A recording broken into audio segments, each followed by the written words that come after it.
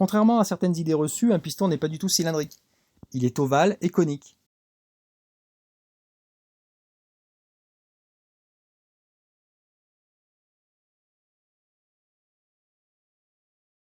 Le piston est constamment soumis aux accélérations et aux décélérations, à la pression de combustion et au choc thermique.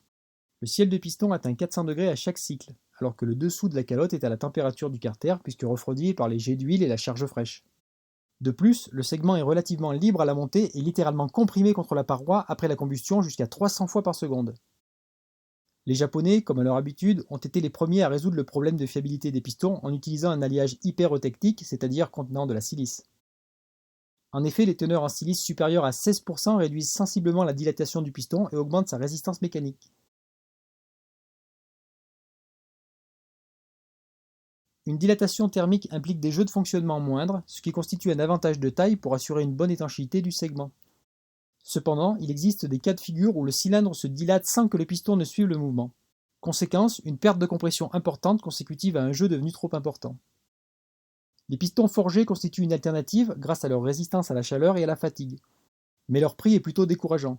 La différence essentielle avec un piston moulé est qu'une portion de métal absolument homogène, tant en qualité qu'en alliage, est d'abord portée à 600 degrés avant d'être comprimée par une forge à une pression de quelques tonnes par centimètre carré dans une matrice en acier. La structure entière devient alors très compacte, sans bulle ni inclusion. Lors du refroidissement, de longues chaînes se forment au niveau cristallin et assurent une résistance plus importante au produit final. Ici vous pouvez voir les différences structurelles entre un piston moulé à gauche et un piston forgé à droite. Pour un piston moulé, on utilise un procédé par fusion, le métal est versé dans un moule par gravité. Les procédés les plus évolués font tourner le moule de façon à profiter de la force centrifuge pour que l'alliage en fusion aille dans les endroits les plus difficiles d'accès, sinon il est injecté à basse pression. Malgré l'évolution du procédé, personne ne peut garantir que le produit de fusion soit exempt d'inclusion ou de micro-fissures. Un autre inconvénient de la fusion est la durée de refroidissement de l'alliage fondu jusqu'à la température ambiante. Lorsque l'alliage est fondu, il est à 1200 degrés. Les réactions chimiques qui se déroulent pendant ce laps de temps ne sont pas bien maîtrisées ni totalement homogènes car la température est 2 fois supérieure à celle du forgeage. Pour résoudre ce problème, les pistons doivent subir des traitements thermiques destinés à éliminer les tensions et les cristallisations anormales. Lorsque c'est possible et si l'on ne veut vraiment prendre aucun risque, il vaut donc mieux opter pour un piston forgé qui est plus résistant à tout point de vue et plus durable. Mais il ne faut pas oublier que les pistons moulés ont également des avantages intéressants. L'inconvénient des pistons forgés non retravaillés, outre un prix plus élevé, est leur masse jusqu'à 10% supérieure à celle d'un piston moulé. Cette différence prend tout son sens à 15 000 tours minute, ce qui explique peut-être pourquoi ces produits ne sont pas très répandus sur les moteurs de temps, contrairement aux 4 temps où personne ne penserait à mettre des pistons moulés, malgré des régimes aussi élevés qu'en 2 temps. L'avantage des pistons moulés est que cette technique permet de prévoir dans le moule toutes les nervures nécessaires à sa résistance mécanique. Cela facilite la recherche d'une masse moindre tout en permettant un coût de production limité. A l'inverse, sur les pistons forgés, on est obligé d'usiner l'intérieur du piston à l'aide d'une fraiseuse 3 axes. C'est nettement plus onéreux et les prix ne restent raisonnables que pour des productions en série assez importantes. Après l'usinage, les surfaces travaillées sont microbillées pour retrouver leur dureté superficielle. Les pistons de la dernière génération au beryllium sont entièrement usinés dans la masse par fraisage et tournage numérique.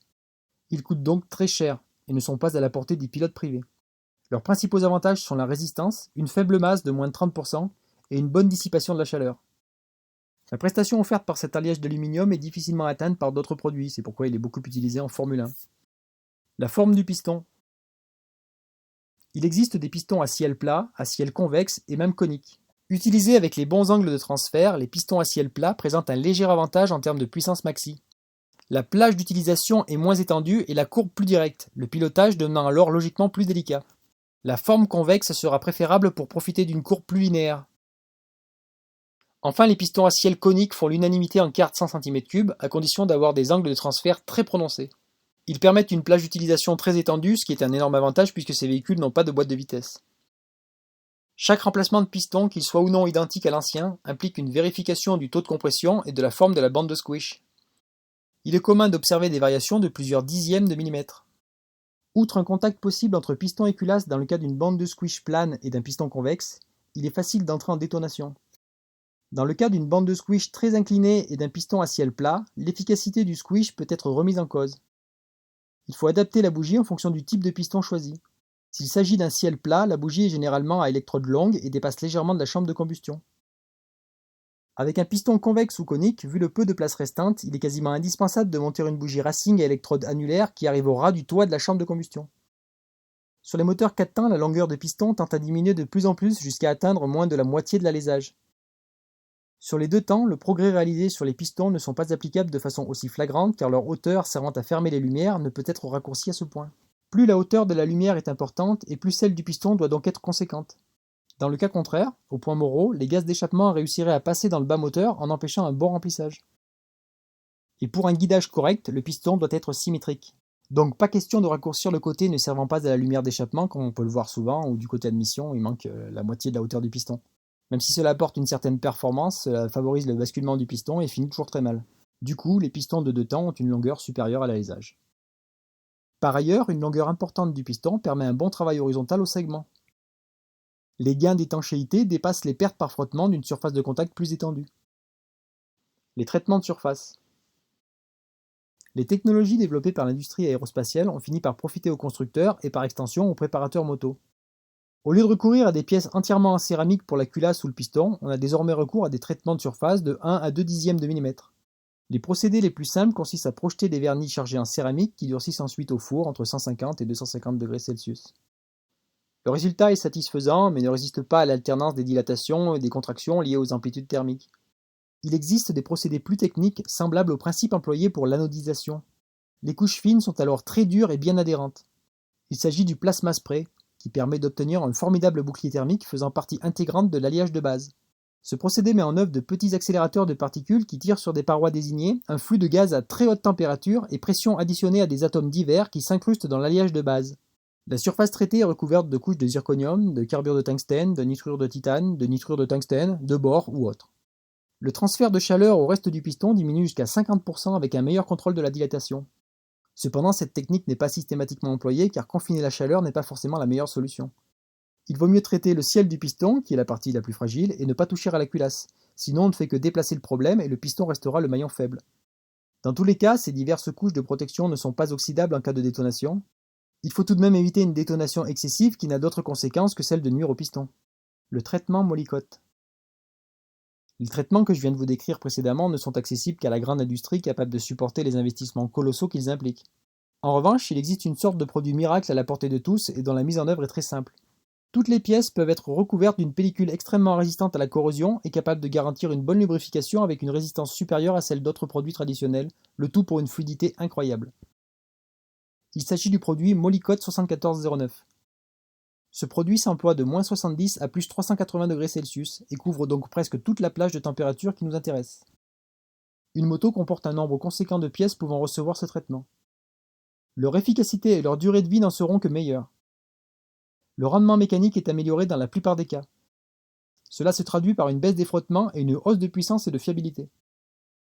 Mode d'emploi du 7409. L'utilisation du produit 7409 nécessite une préparation préalable des surfaces métalliques pour garantir une accroche optimale. Il faut commencer par un dégraissage au trichloroéthylène ou au tétrachlorure de carbone dans un endroit très aéré en étant soi-même équipé d'un masque de protection. Bon, il est beaucoup plus difficile maintenant de trouver du trichloroéthylène. Bon, nous on avait fait des stocks avant, mais bon, maintenant il y a des palliatifs, mais bon, c'est vrai que le trichloroéthylène est quand même génial pour ça. Sinon, rabattez-vous sur le tétrachlorure de carbone. Les aciers et les matériaux ferreux seront ensuite sablés à l'oxyde d'aluminium à 180 microns. Le fabricant recommande d'anodiser les pièces à base d'aluminium. On peut se rabattre sur un léger sablage ou un passage au papier de verre 200 pour retirer l'oxyde d'aluminium. Le traitement devra suivre immédiatement car l'alumine revient très rapidement pour ne pas dire instantanément. Bon, pour ceux qui ne sauraient pas, donc l'aluminium est toujours protégé par une couche d'alumine. Il est très difficile de se séparer de cette couche. D'ailleurs, quand on fait de la soudure TIG, on fait de la soudure en AC, donc en courant alternatif, pour venir craquer et casser cette couche d'alumine. Sinon, effectivement, on fera une espèce de pâté et une très mauvaise soudure. Donc il faut toujours se débarrasser de cette couche d'alumine pour travailler vraiment sur l'aluminium brut. C'est très très important. On en reparlera certainement sur des futures vidéos prévues sur la soudure TIG.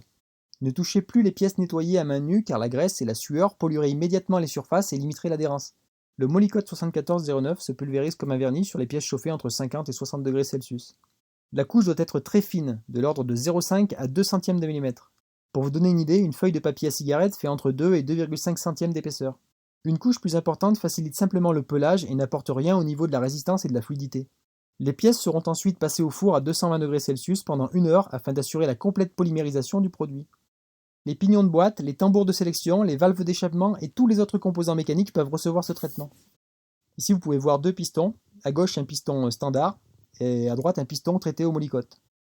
Les pistons sont traités uniquement au niveau de la jupe sous le logement du segment. Le piston devra être bien préparé pour que l'adhérence soit la meilleure possible. L'épaisseur de la couche ne doit pas dépasser 5 microns au risque de rencontrer des problèmes de jeu dans le cylindre. On contrôlera bien évidemment la cote du piston après traitement et le jeu restant avec le cylindre. Il est possible d'utiliser un haut noir de façon à rétablir le jeu désiré. Cette opération permet également de retirer les plus petits défauts de surface. La durée de vie du revêtement n'en sera que plus longue. Comme la couche protectrice n'est pas éternelle, il convient de répéter l'opération à chaque démontage du haut moteur et jusqu'à une fois par semaine sur les moteurs de compétition. Le segment. Les segments pour deux temps sont majoritairement de deux types, rectangulaire ou en L.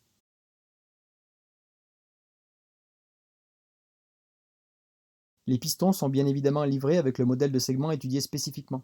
La forme, tout autant que le matériau utilisé, sont très importants. Cet anneau élastique garantit l'étanchéité du contact entre piston et cylindre en s'aidant de la pression développée par la combustion. Plus la pression réussit à comprimer le segment sur la paroi du cylindre, plus le moteur tire avantage de cette situation. Les moteurs de kart utilisent beaucoup les segments en L. Ceci améliore la compression, mais la perte par frottement est plus importante du fait d'une surface en contact plus importante. Leur roteur est double. En étant très proche de la combustion, ils en ressentent plus particulièrement les effets et sont utilisés sur les pistons à segment unique. En prenant en compte le jeu dans sa gorge, le frottement sur la paroi et la pression qui agit sur sa surface externe, le segment en L a tendance à pivoter sur son logement. Du coup, les frottements sont limités, mais ce mouvement occasionnant une torsion, les risques de rupture sont accrus. Lorsque c'est possible, il vaut mieux utiliser un piston équipé d'un seul segment, rectangulaire, de faible épaisseur. Si le cylindre est correctement usiné et pour peu que le segment soit changé régulièrement, les résultats seront toujours meilleurs. Pour réduire le contact des segments avec la paroi et donc le frottement, les segments des moteurs de compétition ne sont pas rectangulaires mais biseautés de 5 à 10 degrés. Le jeu entre les deux extrémités du segment, qu'on appelle les becs, est très important. Un jeu trop faible conduit au contact de ces extrémités lors de la dilatation, avec une perte de puissance d'abord, puis un grippage ensuite. Si au contraire le jeu est trop important, il y aura une fuite de gaz qui s'accompagnera d'une chute de puissance. Un grippage est possible dans cette configuration. La puissance maximale est obtenue pour un jeu piston-segment-cylindre minimal. Il vaut mieux procéder petit à petit pour obtenir ce résultat. Les moteurs refroidis par eau grâce à des écarts de température plus faibles ont besoin de moins de jeu que leurs homologues à air. C'est l'une des raisons pour lesquelles les modèles à eau sont plus puissants.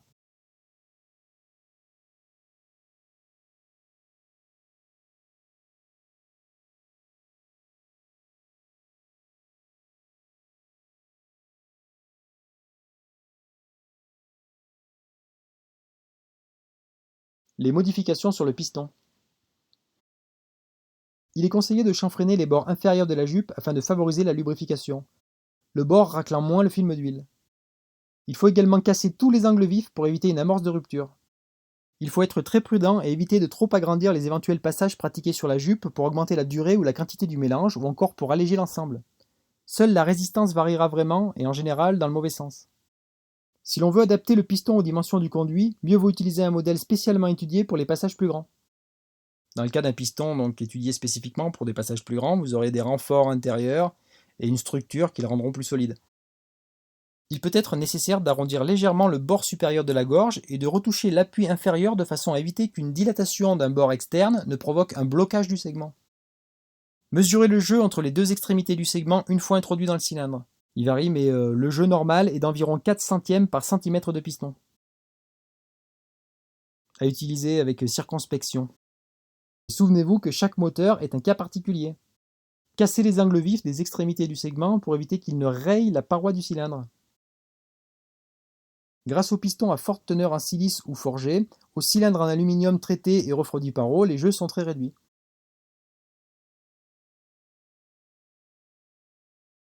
Il est difficile de conseiller. Bon, ce qui est sûr, c'est que si vous voulez vraiment de la solidité absolue, sans risque et sans vous prendre la tête, vous prenez un forgé. Mais sinon, un moulet est très très très bien. Et perso, je préfère un moulet. Un moulet de bonne qualité, c'est pareil, parce que après les alliages, c'est pour ça qu'il y a d'énormes différences dans les tarifs de pistons.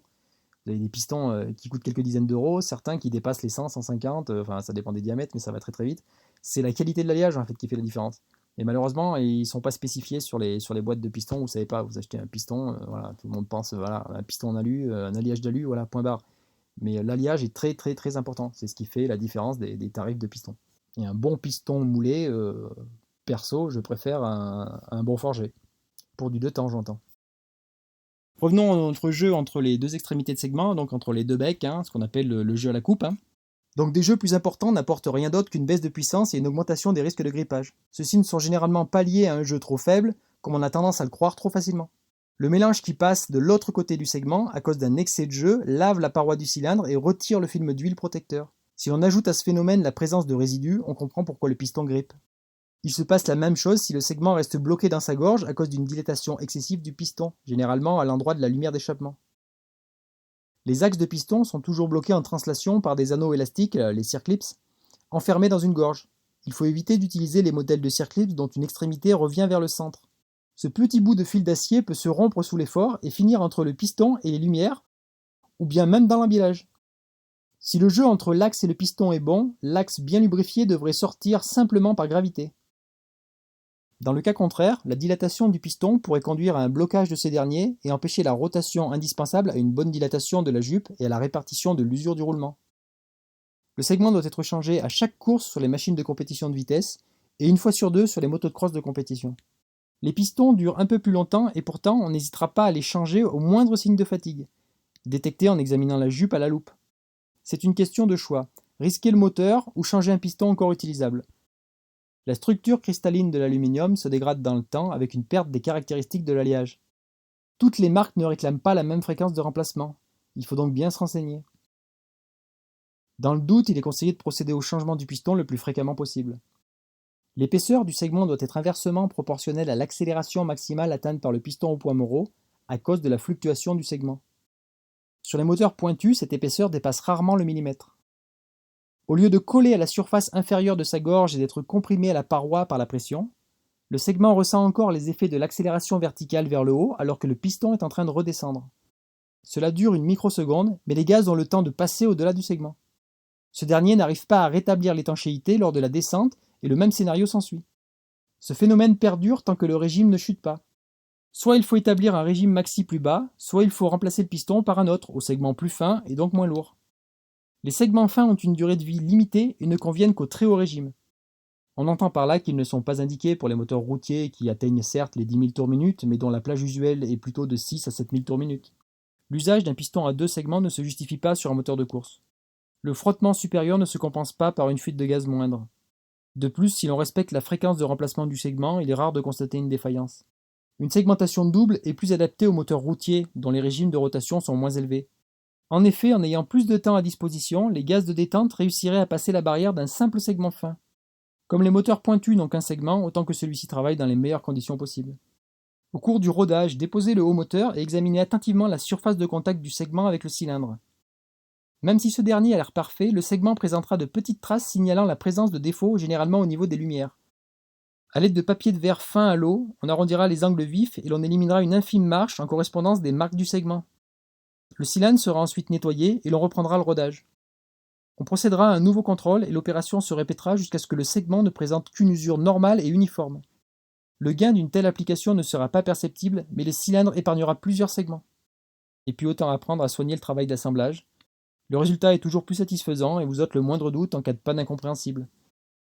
Généralement, si vous avez utilisé correctement un haut noir par avance, cette opération ne sera pas nécessaire. On peut réduire légèrement les turbulences à l'entrée et à la sortie du cylindre en arrondissant légèrement le bord supérieur du piston, surtout côté échappement. Le seul inconvénient est un encrassement plus important du segment. À n'utiliser donc que pour des courses courtes ou en cas de remplacement fréquent du piston. Si le pied de bielle est sujet au grippage, une petite astuce consiste à faire des petits trous sur la jupe du piston en correspondance des transferts. La quantité de lubrifiant augmentera, mais surtout le refroidissement par le mélange sera plus important. Il faudra tout de même veiller à ce que les trous soient les plus petits possibles.